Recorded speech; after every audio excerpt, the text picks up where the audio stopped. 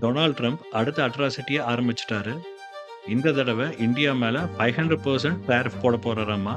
இந்தியாக்கு மட்டும் இல்ல, BRICS country அதாவது இந்தியா, சைனா, பிரேசில் யாரெல்லாம் ரஷ்யா கிட்ட சீப் ஆயில் இம்போர்ட் பண்றாங்களோ அவங்களுக்கு எல்லாம் இந்த டாரிஃப் அப்ளை ஆகும்னு சொல்றாரு.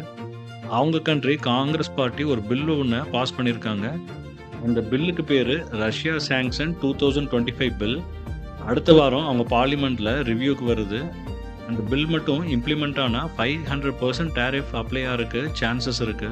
இந்த நியூஸ் வெளிய வந்ததுக்கு அப்புறம் இந்தியன் ஸ்டாக் மார்க்கெட் இன்னைக்கு அதாவது 8ஆம் தேதி ஜனவரி ஒரு பெரிய பூகம்பமே வந்துருச்சு. எல்லா ஸ்டாக்கும் செம ஃபால். ஏற்கனவே ஒரு 50% டாரிஃப் இந்தியா மேல இருக்கு. இதனால இந்தியன் எக்ஸ்போர்ட்டர்ஸ் அதிகப்படியான டாக்ஸ சந்திக்கிறாங்க. அதனால அவங்க எக்ஸ்போர்ட் அதிகப்படியா பண்ண முடியல. இதுல 500% டாரிஃப் வந்துச்சு அப்படின்னா இது ஒரு பெரிய அடிதான். இந்தியன் கவர்மெண்ட் இந்த 50% டாரிஃப்க்கு அப்புறம் கொஞ்சம் நிதானமா தான் ஹேண்டில் பண்றாங்க. ட்ரம்ப் நினைச்சிட்டு இருக்காரு பெரிய டாரிஃப் போட்டா இந்தியா சரண்டர் ஆயிருவாங்க அப்படின்னு. நம்மள பொம்மை மாதிரி வச்சிருக்கலாம்னு அவருக்கு ஒரு பிளான். ஆனா இந்தியா பெருசா இதுக்கு ரெஸ்பான்ஸ் பண்ணவே கிடையாது. ஆயில் இம்போர்ட்டையும் கம்மி பண்ணல ரஷ்யா கிட்ட இருந்து. பதிலுக்கு இந்தியா செகண்டரி மார்க்கெட்டை சர்ச் பண்ண போயிட்டாங்க. அமெரிக்கா இல்லாம யூகே, நியூசிலாந்து, ஓமன் கிட்ட கூட ரீசெண்டா ஃப்ரீ ட்ரேட் அக்ரிமெண்ட் போட்டாங்க. ஆப்பிரிக்கா, ரஷ்யா, யூரோப்ல இன்னும் நிறைய கஸ்டமர்ஸ் பார்த்துட்டு இருக்காங்க இங்கிருந்து எக்ஸ்போர்ட் பண்றதுக்கு.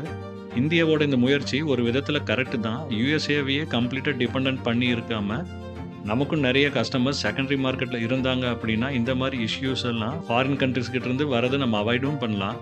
லாங் டேர்முக்கு இது ஒரு நல்ல அப்ரோச் தான்.